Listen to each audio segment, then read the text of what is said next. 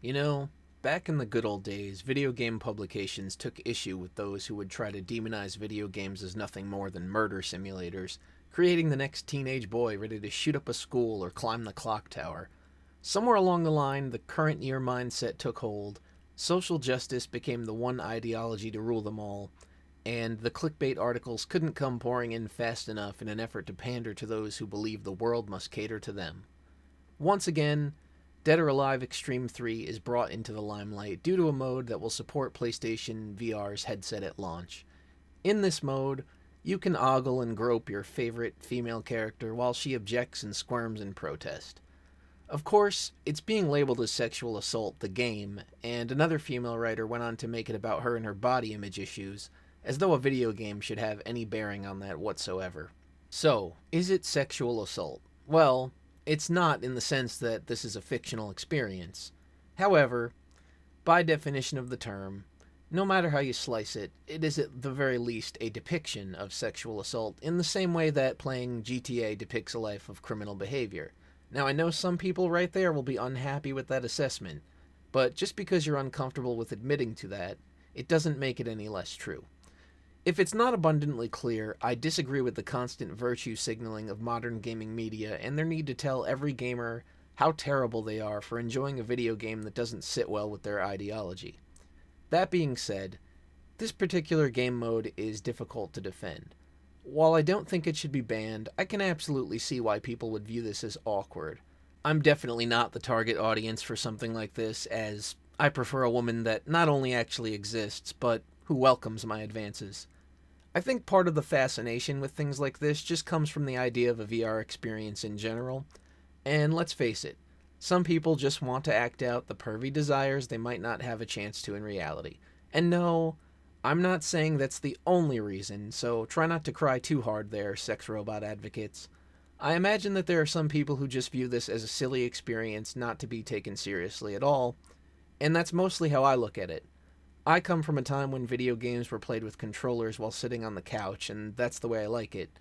VR doesn't really interest me as it's nothing more than a headset at this point in time, and not a truly immersive experience of the senses. I do find this mode to be a bit awkward, but at the same time, if you look too deeply into the behavior acted out in any video game, most of it would not fly or even be possible in the real world. It seems that the more that gaming technology advances and becomes more able to create an environment which better mirrors reality, that people become more insistent upon the idea that behavior in a game will cause bad attitudes and behaviors in real life, despite there already being studies saying video games don't cause violence.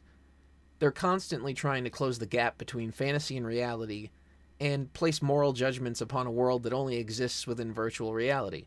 Until virtual reality reaches a level of something out of Sword Art Online where people can actually be harmed by the actions taken in a game, there's no need to treat it as anything but a fantasy experience. Most people understand that when you turn off the game, that experience is over for the time being. If people's behavior was so strongly influenced by video games, you'd have millions of people running around acting out their favorite first-person shooters. It's important to keep the disconnect between fantasy and reality alive. Gaming media absolutely should not be pushing the idea that real lives are affected by fictional characters. By doing so, I believe they're perpetuating the very ideas they're speaking against. They're planting the seed for those thoughts into the minds of influential young people who don't stop and think for themselves. This is consequence of a culture that takes social media and headlines at face value. People see a headline and will just share an article rather than taking the time to actually read it. The attention span of the modern world is not conducive to critical thought, but I digress. Ultimately, the core argument comes down to, this is not real. Whether you're a fan of this idea or not, and admittedly I'm not, the key factor is that no actual women are being harmed by the existence of this game. Sure, they could argue their feelings are being hurt, but somewhere in the world you'll find someone offended by just about anything. Rather than creating a society where each and every whim is catered to, people should be reminded that purchasing this product is personal choice, and if you don't like it, you're under no obligation to purchase and or play it.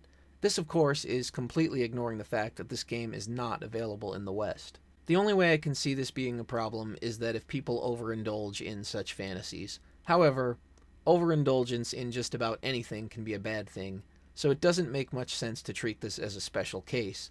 Even if you were to believe that somehow this was a product catering to creeps who just can't take no for an answer, I'd personally rather have those people sitting at home prodding and ogling virtual women rather than walking around doing it in real life. So, there you go, games media.